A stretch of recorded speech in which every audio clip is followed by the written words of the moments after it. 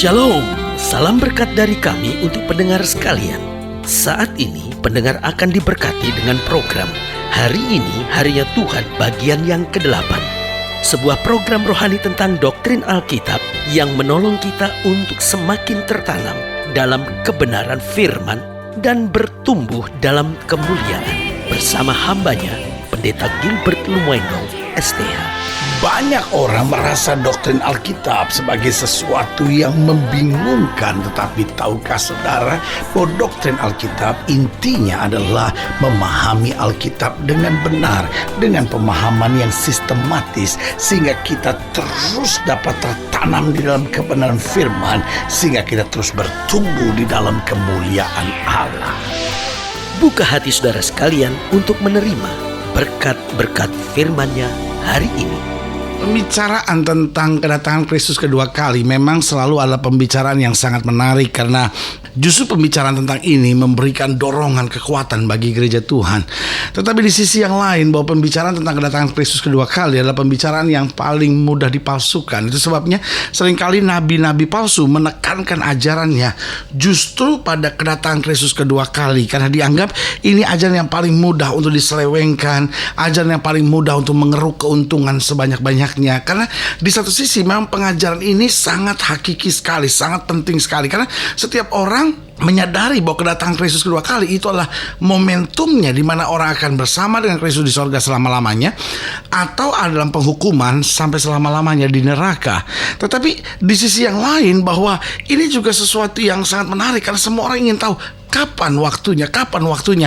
Dan dalam Alkitab itu segala sesuatunya dijelaskan secara misteri, bahwa hari dan tanggalnya tidak ada seorang pun yang tahu, hanya Bapa sendiri yang tahu. Nah, tetapi Alkitab juga tegas di sini berbicara bahwa tugas kita bukan menggali kapan dia datang, tapi tugas kita ketika dia datang, dia jumpai iman di muka bumi. Artinya persoalannya bukan kita harus gali kapan Yesus datang, karena justru kalau kita tahu kapan Yesus datang, maka kita tidak ubahnya hanya seperti orang munafik yang berkata, saya bebas berbuat apa saja, toh nanti Tuhan masih datang bulan depan, toh nanti Tuhan mau datang tahun depan. Dan justru baru menit-menit terakhir sebelum dia datang, atau hari-hari terakhir sebelum dia datang, baru kita berkata, ayo mari rame-rame karena besok Tuhan akan datang.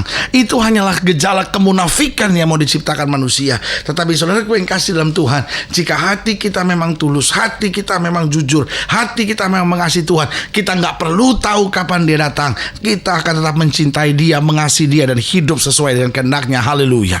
Selamat datang dalam program kita Hari Ini Harinya Tuhan, sebuah program rohani yang kembali mengingatkan kepada kita betapa pentingnya kita menjadikan firman Tuhan sebagai dasar keseharian hidup kita. Karena selama kita jadikan firman Tuhan sebagai dasar keseharian hidup kita, langkah-langkah ke depan kita penuh dengan kepastian, berkat, mujizat, dan perkara-perkara yang besar. Haleluya.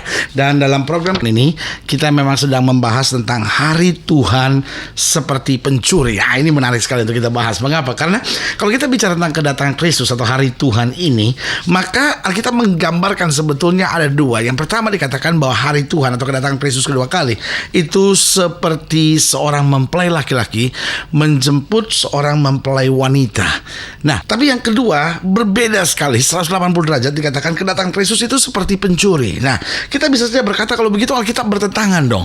Kenapa di satu sisi dikatakan kedatangannya seperti mempelai laki-laki yang menjemput mempelai wanita, tetapi sebagian lagi berkata bahwa kedatangannya seperti pencuri? Loh, pertanyaannya kalau begitu, di mana letak kebenarannya? Mana yang benar? Apakah mempelai ataukah pencuri? Nah, saudaraku yang kasih dalam Tuhan, memang dia datang sebagai mempelai, dia juga datang sebagai pencuri. Hanya kepada siapa? Ini pertanyaannya. Kepada kita orang-orang benar, kepada kita orang-orang yang percaya, kepada kita orang-orang yang mengasihi Tuhan, dia datang sebagai mempelai, karena memang kita dipersiapkan untuk itu.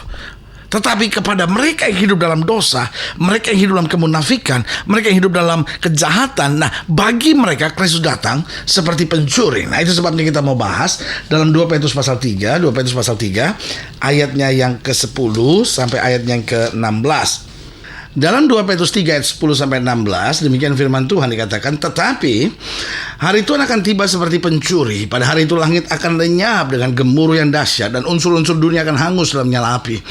Dan bumi dan segala yang ada di atasnya akan hilang lenyap. Jadi, jika segala sesuatu ini akan hancur secara demikian, betapa suci dan salehnya kamu harus hidup, yaitu kamu yang menantikan dan mempercepat kedatangan hari Allah. Pada hari itu, langit akan binasa dalam api, dan unsur-unsur dunia akan hancur karena nyalanya.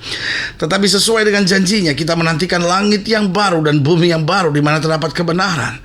Sebab itu, saudara-saudaraku yang kekasih, sambil menantikan semuanya ini, kamu harus berusaha supaya kamu kedapatan tak bercacat dan tak bernoda di hadapan dalam perdamaian dengan Dia. Anggaplah kesabaran Tuhan kita sebagai kesempatan bagimu untuk beroleh selamat. Seperti juga Paulus, saudara kita yang kekasih, telah menulis kepadamu menurut hikmat yang dikaruniakan kepadanya. Hal itu dibuatnya dalam semua suratnya apabila ia berbicara tentang perkara-perkara ini. Dalam surat-suratnya itu ada hal-hal yang sukar difahami, sehingga orang-orang yang tidak memahaminya dan yang tidak teguh imannya memutarbalikannya menjadi kebinasaan mereka sendiri, sama seperti yang juga mereka buat dengan tulisan-tulisan yang lain. Nah, saudaraku yang kekasih dalam Tuhan, dalam ayat bacaan ini kita bisa melihat fokus dari pemberitaan Petrus di sini. Jelas di ayat yang ke-10 dikatakan, tetapi hari Tuhan akan tiba seperti pencuri. Pada hari itu langit akan lenyap dengan gemuruh yang dahsyat, dan unsur-unsur dunia akan hangus dalam nyala api, dan bumi dan segala yang ada di atasnya akan hilang lenyap. Nah, saudaraku yang kasih dalam Tuhan, jadi jelas dikatakan oleh Petrus di sini bahwa kedatangan Kristus seperti pencuri. Nah, tadi sudah saya jelaskan buat saudara bahwa bagi kita yang percaya, bagi kita yang mengasihi Dia, bahwa kedatangan Kristus memang sebagai mempelai. Dia jemput kita untuk bersama-sama dalam pesta perkawinan anak domba di sorga rumah Bapa yang kekal. Nah, tetapi bagi kita, kalau kita hidup dalam dosa, kalau kita hidup dalam kejahatan, kita menolak Kristus sebagai Tuhan dan Juru Selamat, kedatangannya seperti pencuri.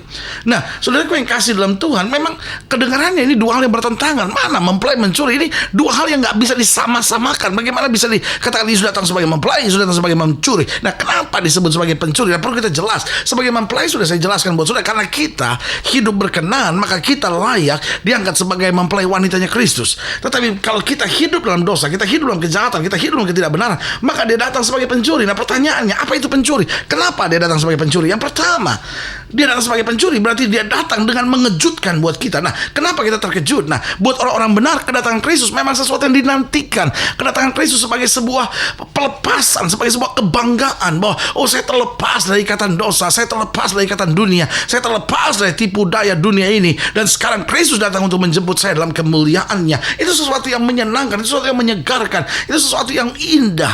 Nah, tetapi bagi mereka yang menolak Kristus, bagi mereka yang tidak percaya kepada Kristus, maka saudaraku yang kasih dalam Tuhan, kedatangannya sebagai Imam Mahdi, kedatangannya sebagai hakim yang adil, itu sesuatu yang mengejutkan. Kenapa? Karena kita tidak mengenal kebenaran dan memang tidak siap. Tetapi kita nggak soal tanggalnya, kita nggak soal waktunya, kapan dia datang, kapan pengadilan Kristus terjadi. Bukan soal tanggalnya. Buat kita, waktu dia datang itu adalah sebuah sukacita. Apapun yang kita sedang kerjakan, kita sedang di kantor kah, kita sedang di bisnis kita sedang di tempat pelayanan, kita sedang mandiin anak misalnya, kita sedang bersama dengan teman-teman sedang menikmati sebuah kesenangan gitu, iya kan? Tetapi kalau kita memang sedang dalam kebenaran hidup kita, iya kan? Mungkin kita sedang olahraga gitu, ya kan? Tapi kita hidup dalam kebenaran, maka saudaraku yang kasih dalam Tuhan, kedatangan Kristus dua kali menjemput kita untuk naik dalam kemuliaan.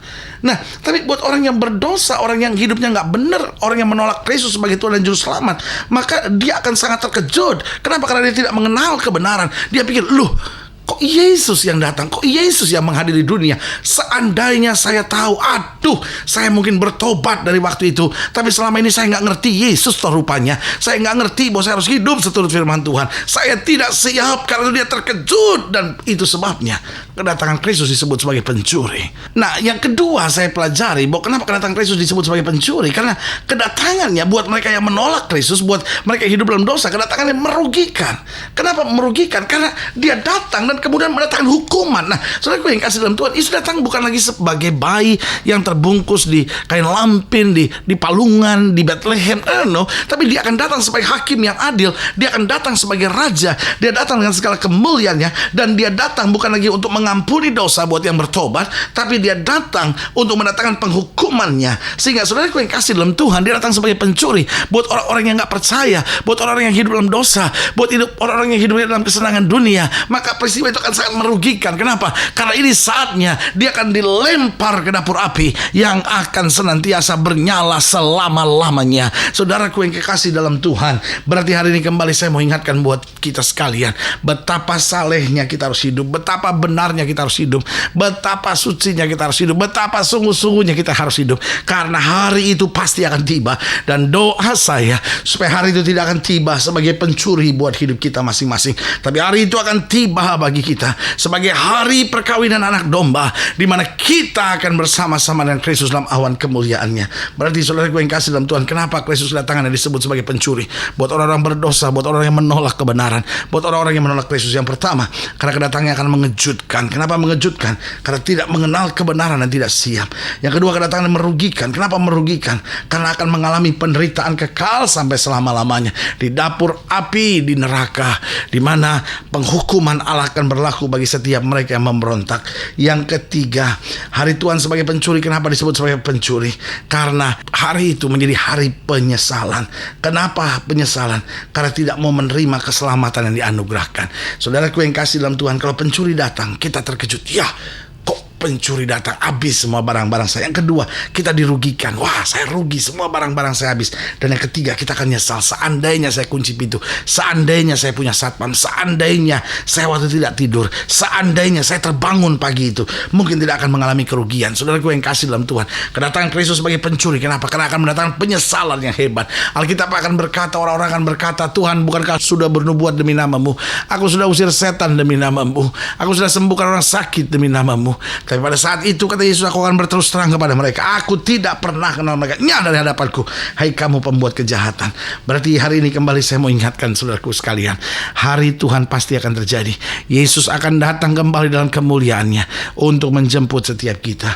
Tetapi kembali saya mau ingatkan buat saudara, biarlah kita jumpai dia sebagai mempelai, di mana dia akan menjemput kita masuk dalam pesta perjamuan kawin anak domba.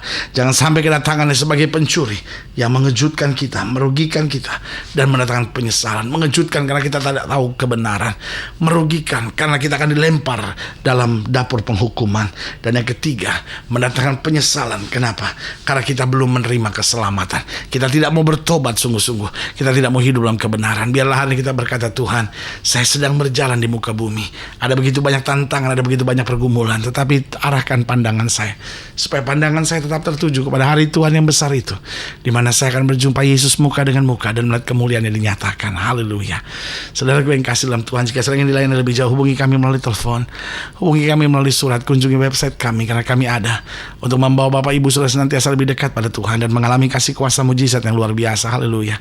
Secara khusus melalui program ini saya juga mau berdoa buat setiap saudara yang sakit, setiap saudara yang berbeban berat, karena saya percaya bahwa bagi Allah tidak ada perkara yang mustahil. Saudara ingin didoakan secara khusus, boleh taruh tangan kanan saudara di dada dan kita berdoa. Mari kita berdoa. Bapa, dalam nama Yesus, hamba doa buat yang sakit, hamba doa buat yang berbeban berat, hamba doa untuk setiap mereka yang sedang dalam pergumulan, hamba doa buat setiap mereka yang merindukan untuk meraih mujizat.